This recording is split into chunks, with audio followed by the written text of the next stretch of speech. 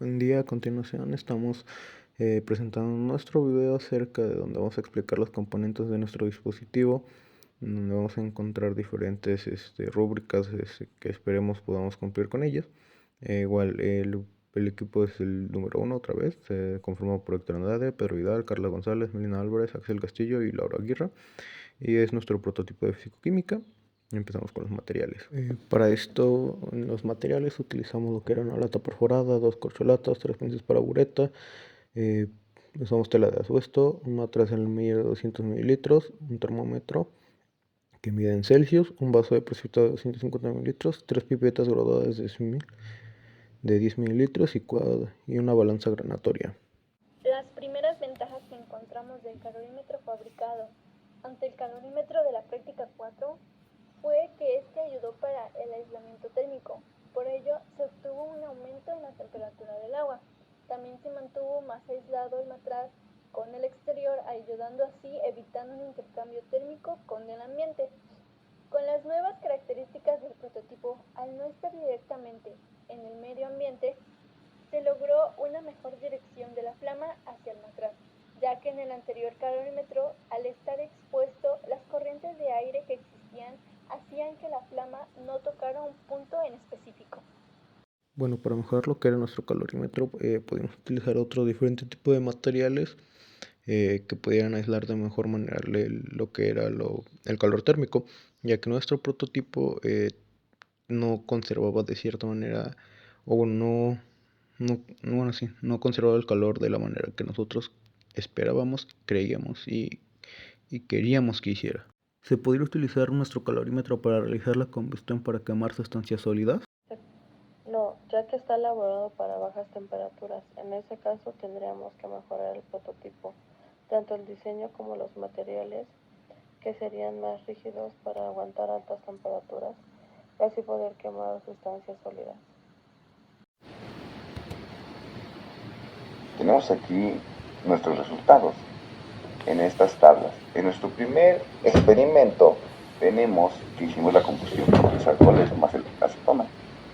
Aquí podemos ver que tenemos sus densidades, la temperatura inicial del agua en grados Celsius y grados Kelvin, y la temperatura final del agua después de la combustión en grados Celsius y Kelvin.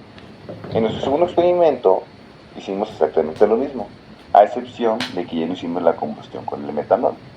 Por lo tanto, en nuestra tercera tabla solamente hacemos la comparativa entre la acetona, etanol y propanol, en la cual podemos ver que son exactamente iguales, se llevó igual el proceso, solamente que en el segundo experimento hubo un aumento de 1 grado Celsius.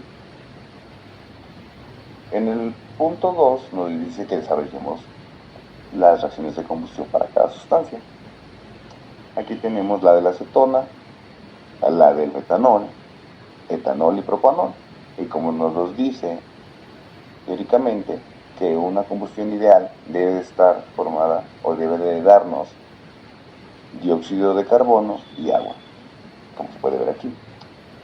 Punto 3, determinar la entalpía de combustión para cada alcohol, utilizando la ecuación siguiente.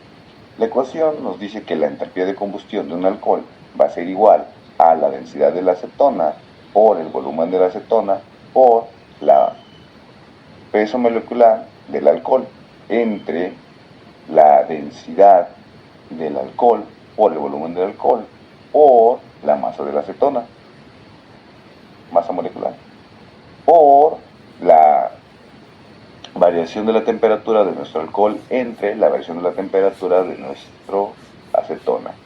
Y esto se va a multiplicar por la entalpía de combustión de la acetona, que es un valor ya conocido, que es 1786 kilojoules sobre mol.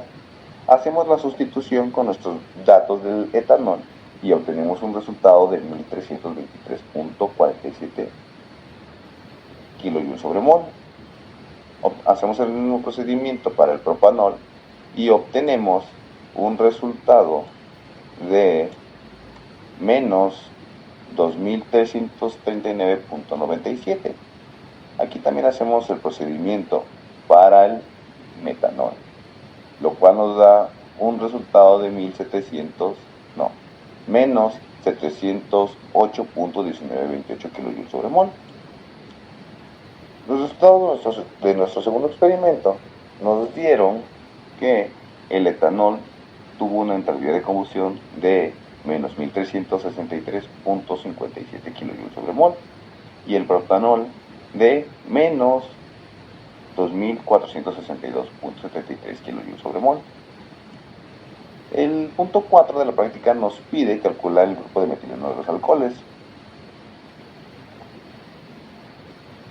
el cual en el primer experimento nos dio que una diferencia entre el metanol y etanol de menos 615.28 kJ sobre mol, entre el propanol y etanol de menos 1016.5 kJ sobre mol, lo cual nos da un promedio, se suman los dos, se dividen entre dos, nos da el resultado de una combustión de menos 815.89 kJ sobre mol. En el segundo experimento, como lo hicimos en el metanol, solamente nuestro grupo de metileno va a ser igual a entalpía de combustión del propanol y etanol, lo cual nos da una diferencia de menos 1099.15 kJ sobre mol. En el punto 5 debemos de encontrar nuestro error porcentual, el cual es la siguiente fórmula. Error porcentual va a ser igual al valor teórico menos valor experimental entre valor teórico por 100.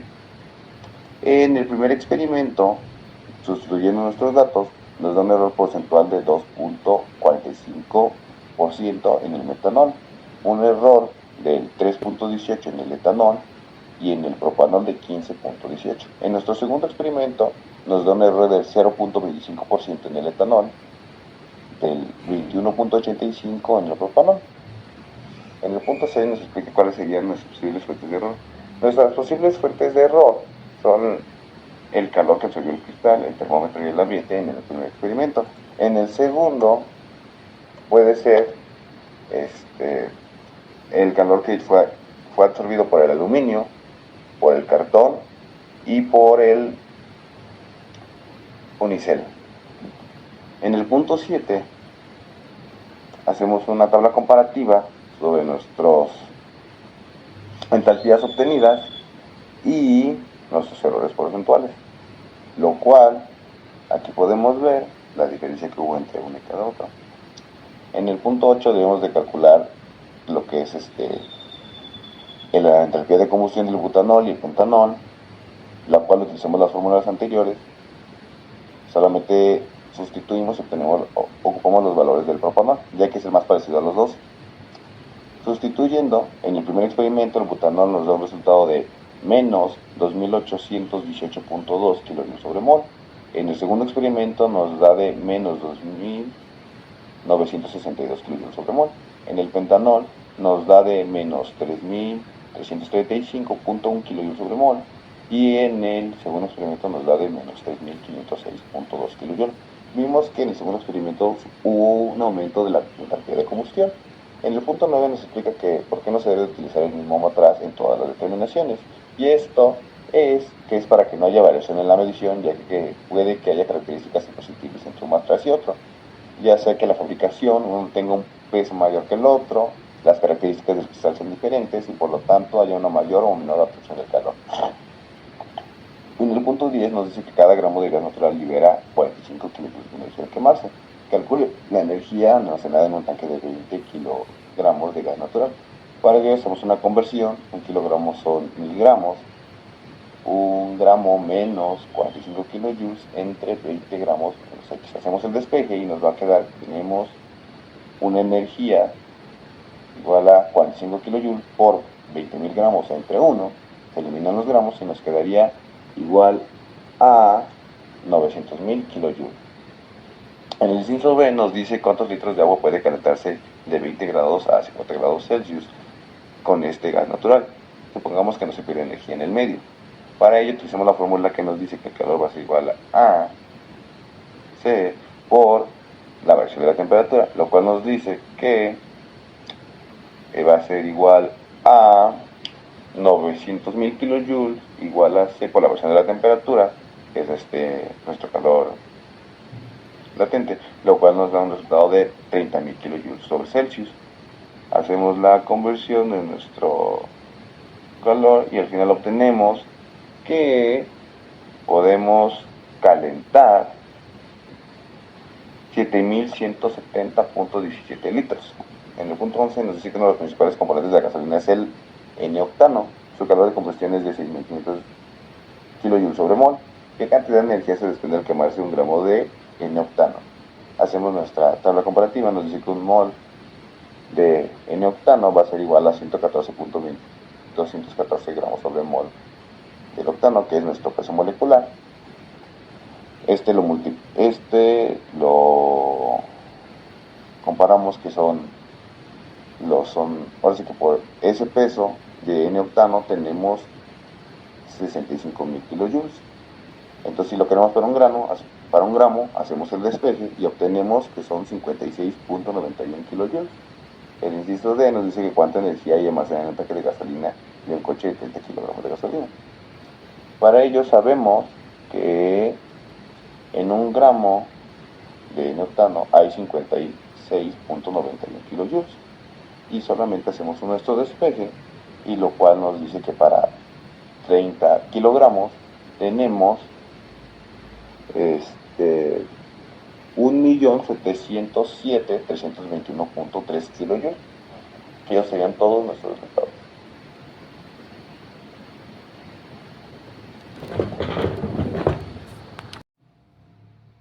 Para poder trazar nuestros resultados, en nuestro caso, hicimos una tabla comparativa sobre nuestros resultados de nuestras temperaturas, nuestra variación de la temperatura en cada combustión, en el primer y el segundo experimento.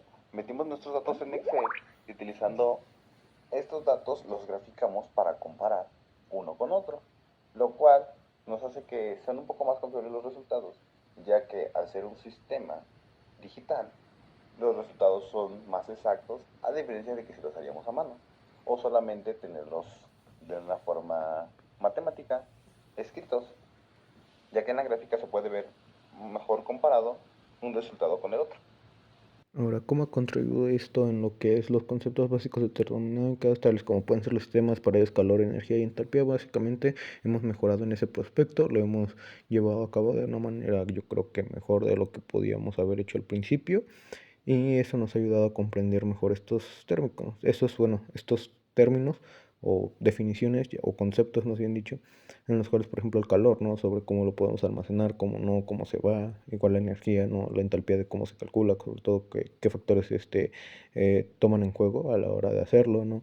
El sistema, ¿no? De cómo manejamos siempre todo un sistema. Eso sería todo, muchas gracias, hasta luego.